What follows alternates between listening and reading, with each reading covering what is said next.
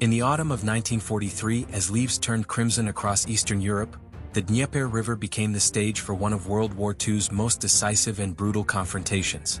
Stretching over 1,400 miles from the Valdai Hills to the Black Sea, this mighty waterway would witness a battle that would determine the fate of Nazi Germany's ambitions in the east. The Battle of the Dnieper, lasting from August to December 1943, represented far more than a military engagement.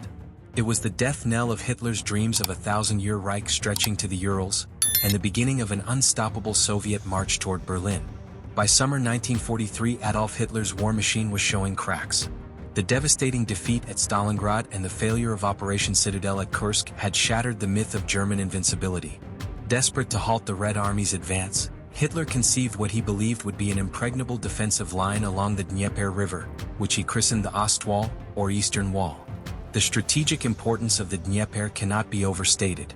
This natural barrier, with its steep western bank and marshy eastern approaches, seemed perfect for defense. German engineers had spent months fortifying positions along a 450-mile front, from Smolensk in the north to Zaporizhzhia in the south. Concrete bunkers, anti-tank ditches, barbed wire obstacles, and carefully positioned artillery turned the river into what Hitler proclaimed would be an iron curtain against the Soviet advance. Field Marshal Erich von Manstein, commanding Army Group South, understood the river's tactical significance. The Dnieper line, he would later write, represented our last chance to establish a stable defensive front in the east. But Manstein also harbored doubts about whether his forces, already bloodied and depleted from previous battles, could hold against the increasingly confident Red Army. The German defensive preparations were extensive and methodical. Wehrmacht engineers had constructed multiple layers of fortifications with forward observation posts and machine gun nests positioned along the eastern bank. The main defensive line ran along the western bank, where concrete bunkers housed anti-tank guns and artillery pieces with commanding fields of fire across the river. Behind these positions, German forces had prepared secondary defensive lines at intervals of 5 to 10 kilometers, each designed to channel attacking forces into killing zones. On the Soviet side, Marshal Georgy Zhukov and his fellow commanders sensed opportunity. The Red Army had evolved from the desperate, disorganized force of 1941 into a battle-hardened war machine. Stalin's Order No. 227, "Not one step back," had been replaced by a new directive, "Forward to victory." The Soviet plan was audacious in its scope. Rather than attempt a single massive crossing, Stalin approved a strategy of multiple simultaneous assaults along the entire Dnieper front. This would stretch German reserves thin and prevent them from concentrating their defensive power at any single point. The forces arrayed for this titanic struggle were staggering. The Red Army deployed over 2.6 million troops, supported by 51,000 artillery pieces, 2,400 tanks, and 2,850 aircraft. Facing them across the river were approximately 1.2 million German and Axis troops, supported by 2,100 tanks and 2,000 aircraft. The numerical advantage lay clearly with the Soviets, but the Germans held the defensive terrain. Soviet preparations were meticulous and conducted under strict secrecy. Engineers secretly stockpiled assault boats, pontoon bridges, and amphibious vehicles in forests and villages miles from the river. Artillery units registered their guns on German positions across the river, mapping every bunker and strongpoint for the coming bombardment. Most importantly, Soviet commanders studied the river's geography through aerial reconnaissance and partisan intelligence, identifying weak points in the German defenses where rapid crossings might be possible. The Soviet High Command recognized that success would depend not just on overwhelming force, but on speed and coordination.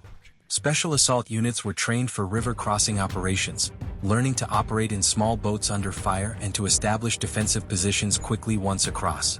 Tank crews practiced loading and unloading their vehicles from ferries and pontoon bridges, knowing that armored support would be crucial to holding any bridgeheads established. On August 26, 1943, the battle commenced with a thunderous Soviet artillery barrage that could be heard for miles. Over 20,000 guns opened fire simultaneously along a 300-mile front, targeting German positions on the western bank. The earth trembled as millions of shells rained down on Nazi fortifications. The bombardment continued for 3 hours, systematically destroying communication lines, artillery positions, and command bunkers. The first crossing attempts began under cover of darkness. Soviet assault troops, many carrying rifles above their heads, waded through the cold waters of the Dnieper. Others crammed into improvised boats made from anything that would float: oil drums, wooden planks, even doors torn from abandoned buildings. The crossing points had been carefully selected where the river was narrowest or where islands provided stepping stones across the water. At Veliki Buchan, south of Kiev, the Soviet 3rd Guards Tank Army attempted one of the most ambitious operations of the battle. In a daring nighttime assault, entire tank battalions were ferried across the river on hastily constructed pontoon bridges while German artillery pounded their positions. The operation required precise timing as engineers had to construct bridges strong enough to support T-34 tanks while under constant enemy fire. Senior Sergeant Ivan Kuznetsov of the 6th Guards Army later recalled, "The river ran red with blood. We could hear our comrades screaming in the water as German machine guns cut them down. But we kept coming. For every man who fell, 2 more took his place." The testimony of survivors reveals the horrific casualties suffered during these initial crossings, with some units losing over half their strength in the first 24 hours.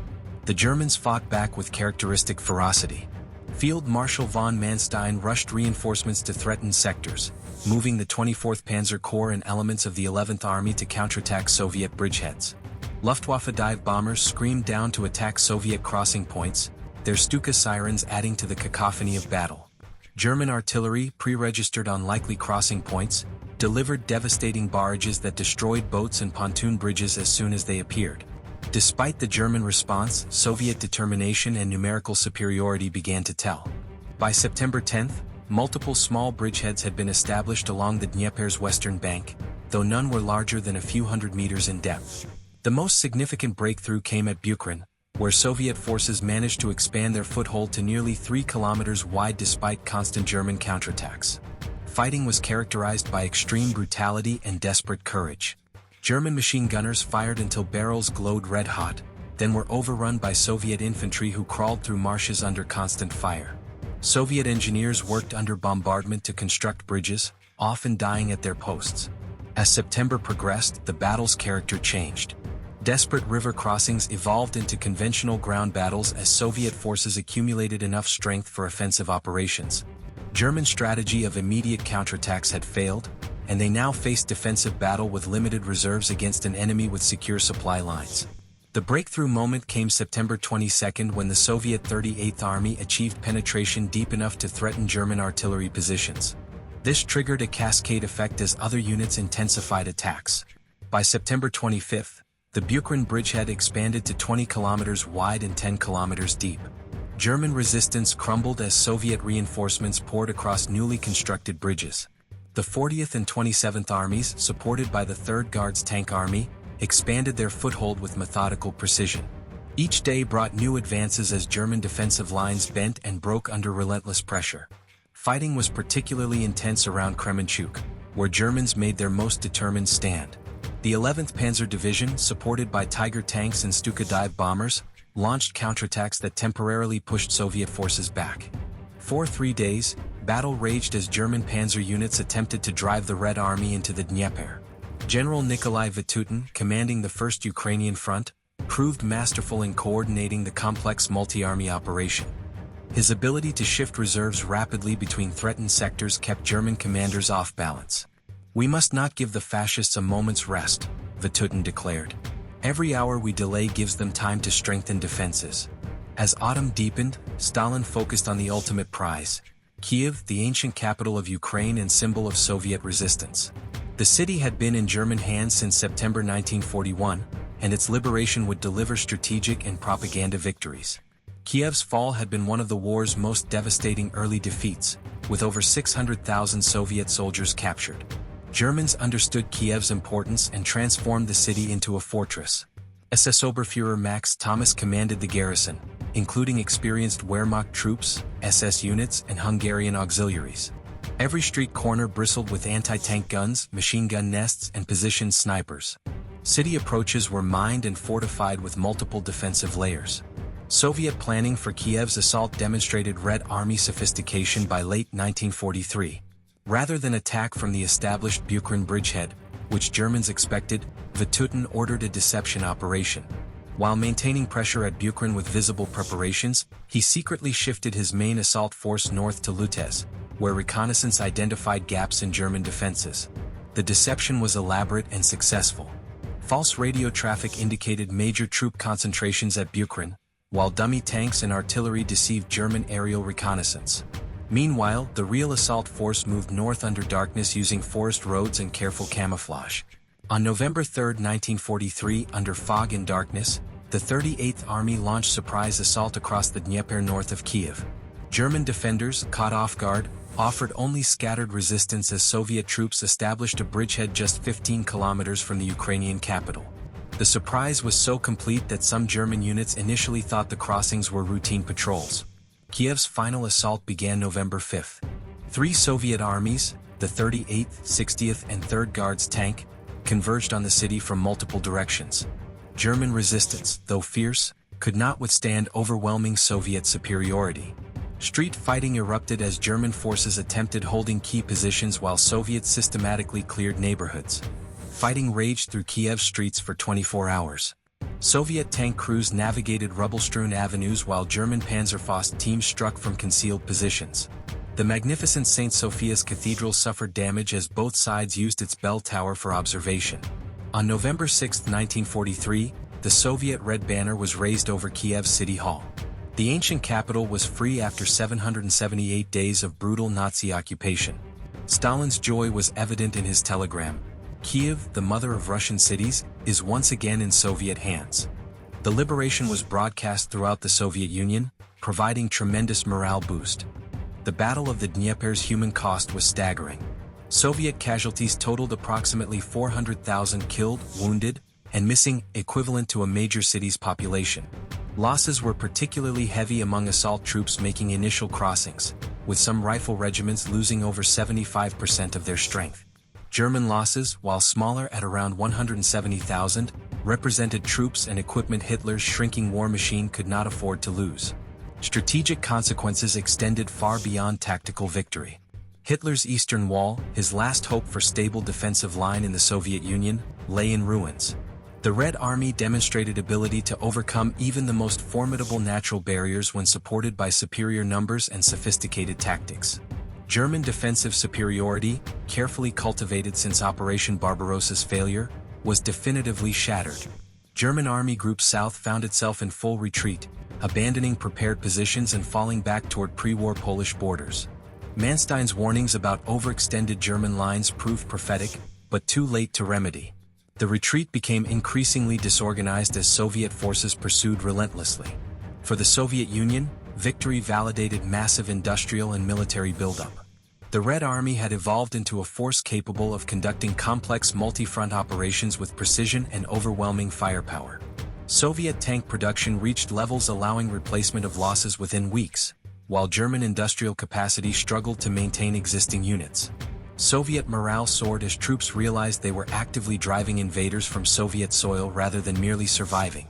The psychological impact of liberating major cities like Kiev demonstrated to forces and civilians that victory was inevitable. The battle's outcome influenced Allied strategy in Western Europe. Churchill and Roosevelt, observing Soviet successes, accelerated D-Day planning, recognizing Germany's vulnerability to two-front war. Soviet ability to maintain sustained offensive operations indicated German reserves were stretched to breaking point. Behind massive statistics lay countless acts of individual heroism. Senior Lieutenant Ivan Siderchuk of the 1005th Rifle Regiment exemplified courage during initial crossings. Leading his company across the Dnieper under machine gun fire, Siderchuk eliminated 3 German positions holding up the advance. Despite severe wounds, he continued directing men until a bridgehead was secured.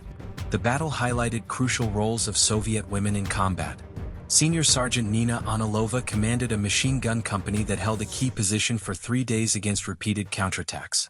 When ammunition ran low, she personally carried shells from destroyed vehicles under enemy fire, ensuring weapons remained active. These stories, multiplied thousands of times across the battlefield, reveal the human dimension of this massive operation. Each crossing, each position, each meter was purchased with extraordinary individual bravery. Today, monuments along the Dnieper commemorate sacrifices made during those terrible months. In Kiev, the Motherland Monument stands 102 meters tall, its sword raised skyward in eternal vigilance. These memorials remind us that freedom's price was paid in blood of ordinary people who chose to stand against tyranny. The Battle of the Dnieper marked the beginning of the end for Nazi Germany's eastern ambitions. Within 18 months, Soviet forces would fight in Berlin's streets. The river Hitler proclaimed would be his eastern wall became the grave of his conquest dreams and the launching point for the final Soviet drive to victory.